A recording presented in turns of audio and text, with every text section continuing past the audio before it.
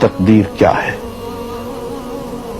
اگر سب کچھ پہلے سے ہی لکھا لکھایا ہے تو ہم اپنے اعمال کے ذمہ دار کس طرح ہوئے؟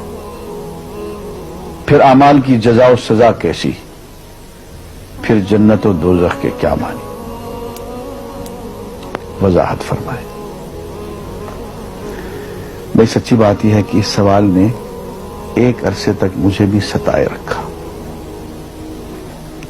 اور میں سوچتا رہا کہ اگر واقعی اللہ تعالیٰ نے پہلے سے ہی سب کچھ لکھ دیا ہے کہ میں اتنے بج کر اتنے منٹ میں بیٹھ کے یہاں پہ ایک لیکچر دوں گا، یہ تقریر کروں گا، اتنے بج کر اتنے منٹ پہ نماز پڑھوں گا، اتنے بج کے اتنے منٹ پہ فلاں کو گالی دوں گا، فلاں کو تھپڑ ماروں گا، یہ پہلے سے ایک میرا شیڈول مرتب ہے اللہ کے ہاں، لکھا لکھایا پروگرام چھپا چھپایا موجود ہے، میرے کیا قصور؟ تو لکھنے والے کا قصور ہے؟ بات تو خطرناک ہے نا، بات تو خطرناک ہے نا۔ تقدیر کیا ہے؟ عربی میں اس کے لیے ایک لفظ لکھا جاتا ہے دینی کتابوں میں، علم اللہ السابق، اللہ کا علم جو پہلے سے اسے حاصل ہے۔ اللہ کو معلوم ہے کہ آج میں اتنے بج کر اتنے منٹ پہ اپنی مرضی سے، اپنے ارادے سے، اپنی آزادی فکر اور آزادی عمل پہ، عمل سے کام لیتے ہوئے یہ کام کروں گا۔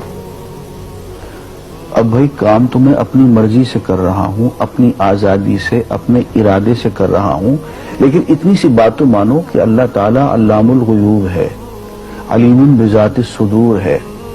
مجھے اپنے بارے میں پتہ نہیں ہے کہ کل 10:10 پہ میں کیا کروں گا، اس کو پتا ہے۔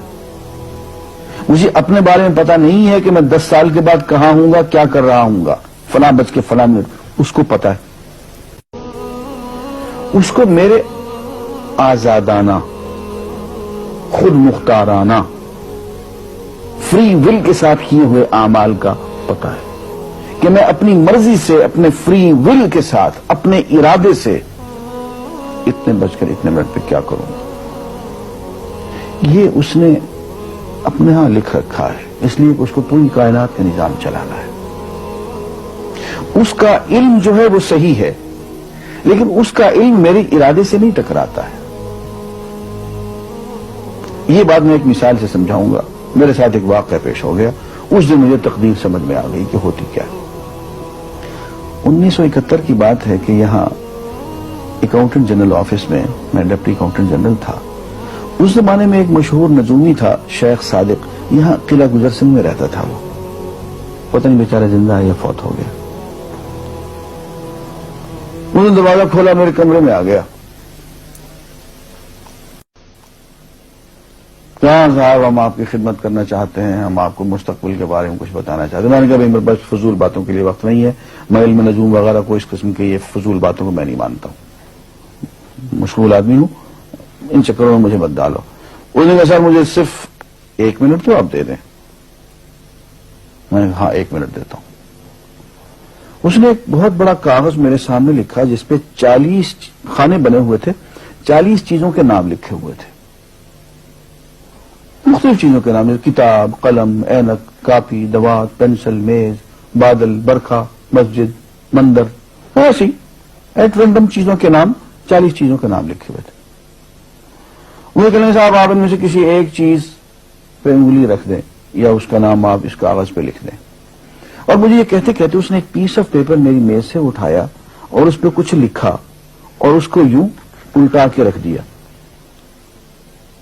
میں نے کہا تم نے یہ کیا کیا؟ کہنے لگے جی میں نے وہ چیز لکھ دی ہے، وہ نام جو ابھی آپ لکھیں گے۔ تو اب میں پریشان ہو گیا۔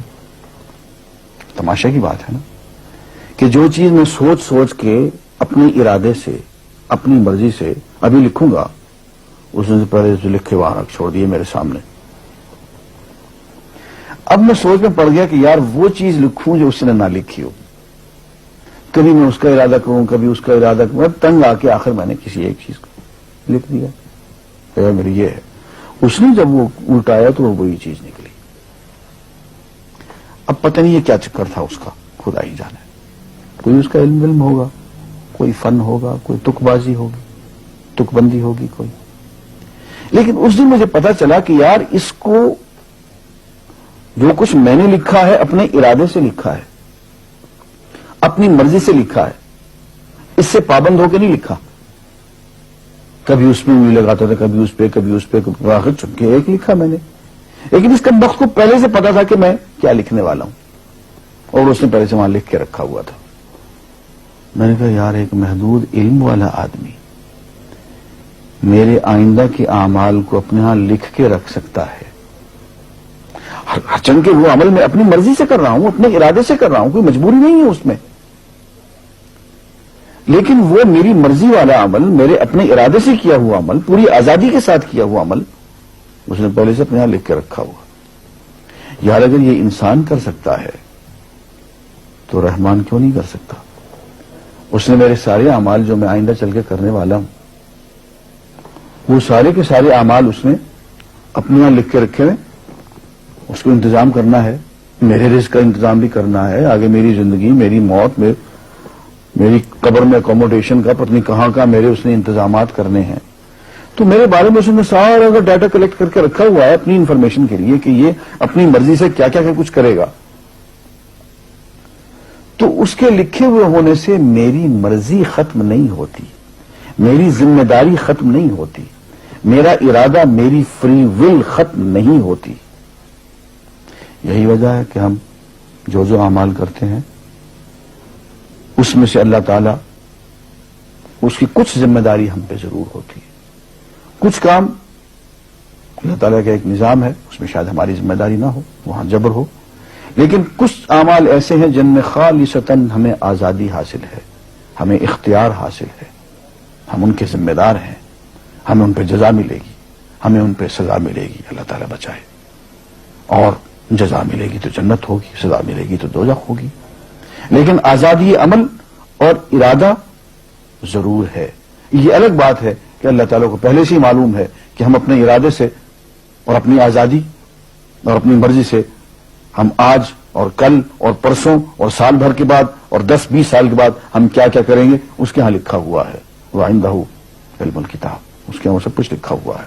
لیکن ہم جو کرتے ہیں اپنے ارادے سے کرتے ہیں اور اس کے ذمہ دار ہیں. وآخر دعوانا الحمدللہ.